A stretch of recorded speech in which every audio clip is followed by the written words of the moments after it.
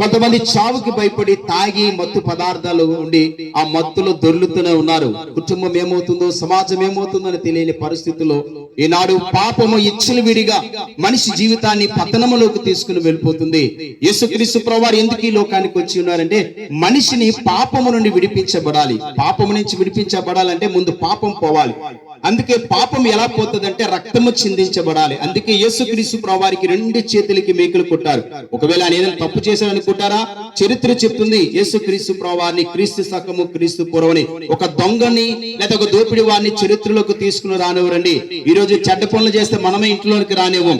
అలాంటిది చరిత్రలోనికి తీసుకొచ్చి ఉన్నారంటే ఆయనలో ఏ పాపము లేదు.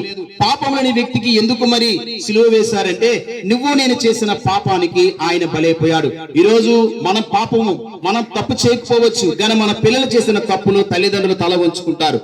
వాళ్ళు చేసిన తప్పుకి మనం మూల్యం చెల్లించుతాం.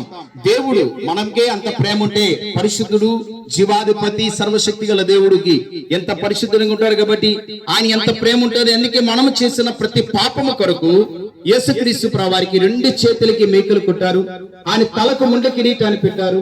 ఆయన శరీరం అంతా కూడా రక్తంగా కార్చబడిన కారణము మనందరం చేసిన పాపాలు ఆయన మీద వేసుకొని మనకు శాంతిని, సమాధానం అనుగ్రహించడానికి యేసు ప్రభువారు ఈ భూమి మీదకి వచ్చి ఉన్నారు.